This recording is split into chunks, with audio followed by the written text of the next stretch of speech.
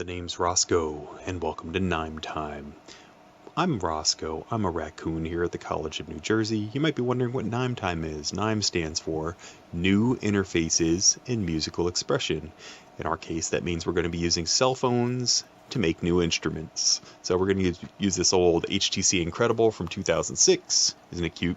A Samsung G3 and a Droid Bionic that's having some problems. Actually, this battery's about to explode. I probably shouldn't be touching it. So let's get rid of that. Go ahead and dissolve that. Thank you. And then let's go to the computer. Okay, so now we're at my computer and ignore that. So this is appinventor.mit.edu.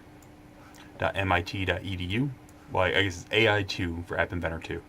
appinventor.mit.edu. So it's this thing that MIT knuckleheads put together to let anybody, like a kindergartner, program. So it's perfect for me. It's very visual, and you have two different sites or two different kind of views you can do here. One of them is what your layout will be like. So here I have some, these were just for like when we were debugging. There were different labels that would spit out different coordinates and things so that we could see what we were doing. And then like I uploaded all the music files here. We're not using most of them because we're only doing a pentatonic scale. And then let's go back to the code. So this lets me actually just kind of like click and drag a bunch of code in.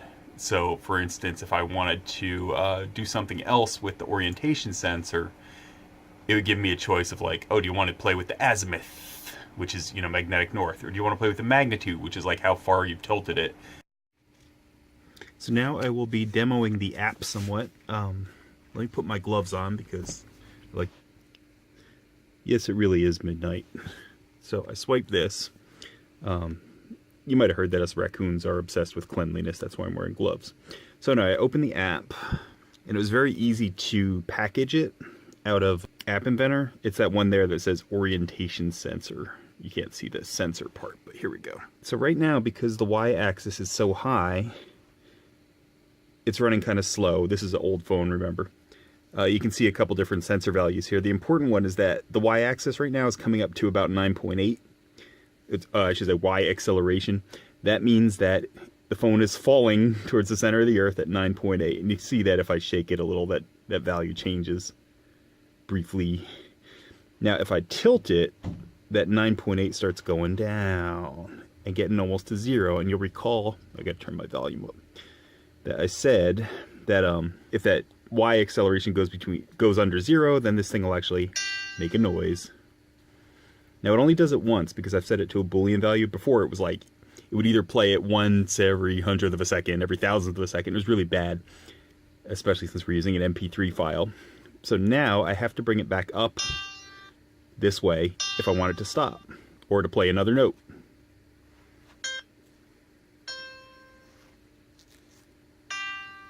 There's our G, and here's our low C. Cool, huh?